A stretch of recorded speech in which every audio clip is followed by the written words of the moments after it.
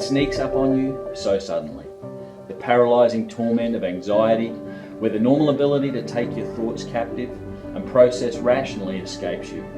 The imaginary band agonizingly tightens around your chest as, for what seems an eternity, which might only actually be a few minutes, your mind takes you on an emotional roller coaster ride to irrational, dark destinations.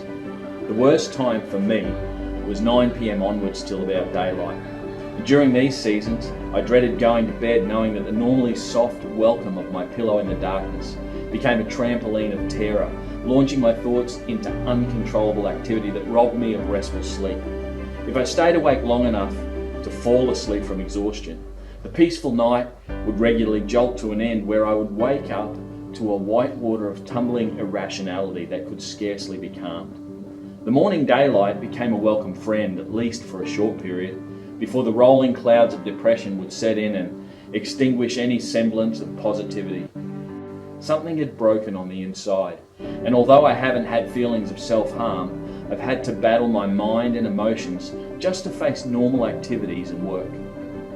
Finally, it all got on top of me and I melted down emotionally behind the locked door of my office. I ended up calling my wife to come and help me to get home or to the doctor.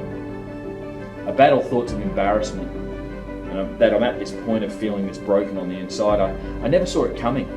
I'm supposed to be strong, to have it all together, but instead, I sometimes just break down and cry. Sometimes for no reason. Some days I feel I've got no fight left in me and I battle on feeling ill-equipped to take another knock.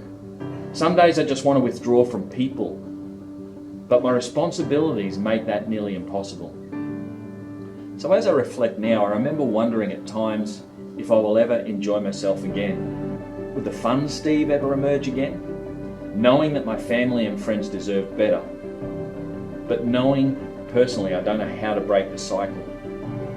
I was doing all the things that I knew should inject courage and faith into my soul. I'd pray, I'd read, I'd listen to uplifting music, I'd speak positively, I'd exercise, things that did help a bit, but this time I realised I needed to ask for help. I went to a GP and I got a referral to see a psychologist as part of a mental health plan. There was no one thing that I can blame that got me to this point. It's been a build-up of many challenging circumstances over an extended period of time. A culmination of personal, family, health issues, work pressures, challenges, these things and more were all contributors to where I find myself.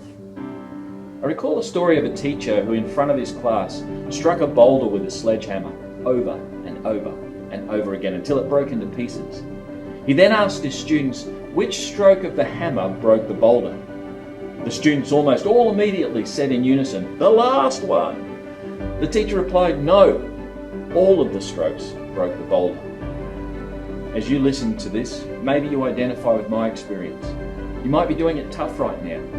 You may even be able to mask it to those people around you, but on the inside, you identify with the feelings that I've talked about. Don't wait until the boulder breaks. Go to speak to someone today. It's okay not to be okay, but it's not okay to try and face it on your own.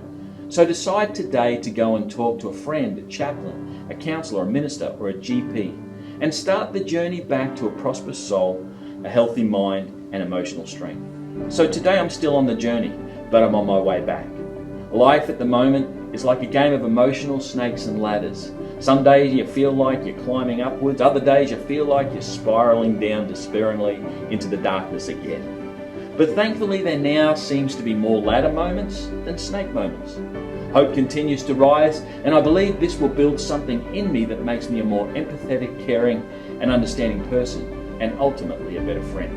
Finally, a huge thank you to my beautiful wife and my kids who continue to be a tower of strength and unconditional love for me on this journey. And my caring colleagues and close friends who have seen me struggle and without judgment practically cared and looked out for me. So if you know someone who's going through anxiety and depression, never underestimate the power of a kind word, a helping hand, or a reassuring, warm smile. So there is hope for a better and brighter future. Reach out and chat to somebody today. If you're not sure who you can talk to in your world, then please call the numbers that will come up on your screen in one moment. Hang in there. There are better days ahead. There are people who love and believe in you. You were born with a great purpose.